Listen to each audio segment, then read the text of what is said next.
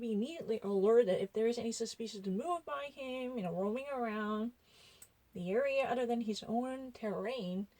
His activity and the behavior should be definitely circumscribed to his own house. I mean, the residence. There's no way he could actually go out of the boundaries. Absolutely no chance. In a community, and if you ever actually remember that, Bush administration's, chief of staff Scooter Libby was, exactly facing the similar situation.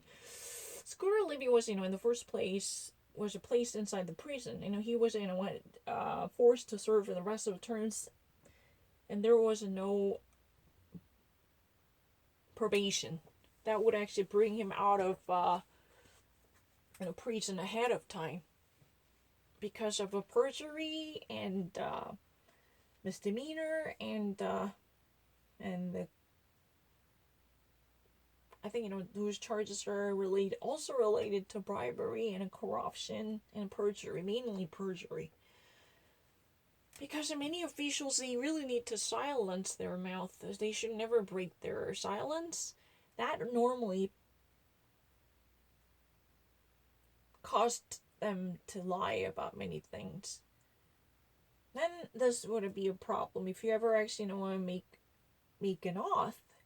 And under oath, you have to actually say nothing but the truth. You are obliged to state any factually proven statements, which would never be wavered. Because once you actually waiver them, then this would involve a such risky endangerment of your status. Because you would actually face prison time. Hello, you're going to be behind bars if you ever lie to any prosecutors under oath. Yeah, that's really the thingy.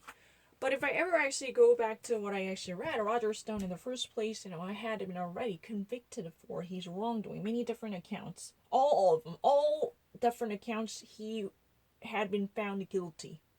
Yeah, there was no exception. There was not one single charge just dropped from him. He was actually put on a trial, but almost every charges that had almost, if my memories are correct, almost every charges that were actually on him, he actually had been found guilty for almost every count of his wrongdoings pressed by the prosecutors in the first place. I remember that. I actually read it right now. Witness threatening was really grave, and number 2, perjury and misuse of his power and bribery and misappropriation and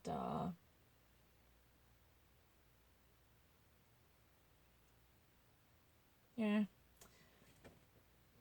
and I kind of forgot it. But the thing is, on every account he was found guilty as hell. There was no mitigation because with some politicians they were actually being brought to justice, but not necessarily every accusation would be applicable to them. Even if so, some of them were actually being dropped. They were not actually, even at the end, they were found to be guilty for every wrongdoing they were supposedly done. According to the claims by the district attorney's office or the federal prosecutor, that's right. But, he's really kind of rare to at least get indicted for these and finally get convicted for all of them. That's the very rare, to tell the truth. And it was almost like, no later than 3 days to witness the replacement. It means, readjustment of Roger Stone back to prison for multiple years. President Donald Trump personally had a deep association and ties with Roger Stone, so he actually, President Donald Trump cut the chain and decided to validate his executive order as the exclusive power coming from the master of the Oval Office to rescue his old associate and confidant, Roger Stone. I don't really think, it's really Kayleigh McEnany is really also easy. You think that this would be difficult?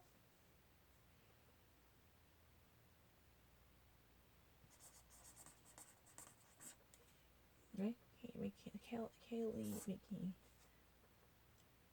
Yeah, I think so. Yeah. And the William Barr.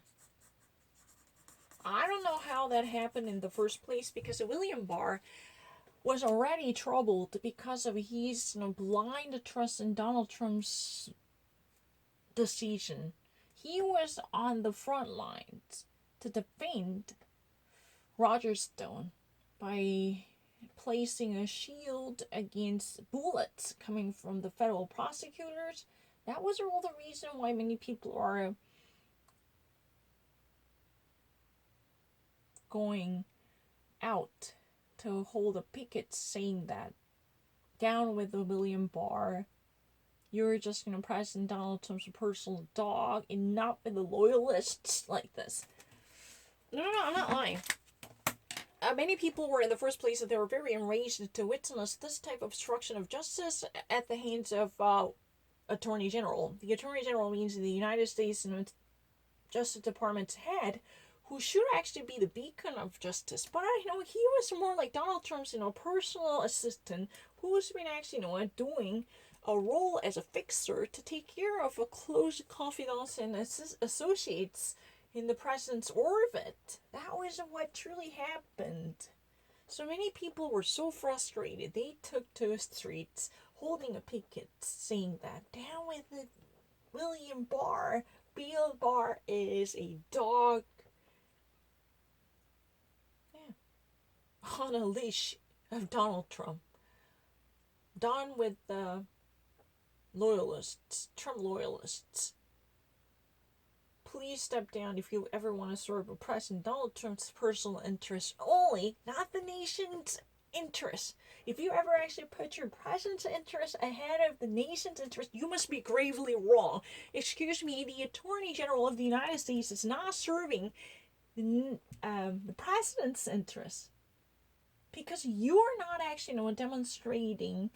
Your position is not about proving your fidelity to president, but it's about demonstrating your loyalty to the nation, the United States of America, that you're greatly mischaracterizing the nature of your job and position in the system.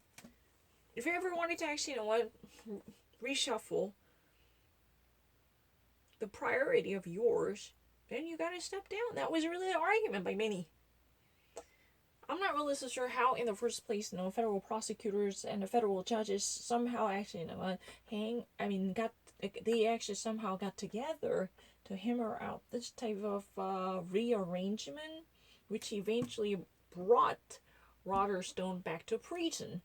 That was a real good decision and quickly hammered out within just a couple of days, but no later than 3 days. It's really like Jesus' resurrection.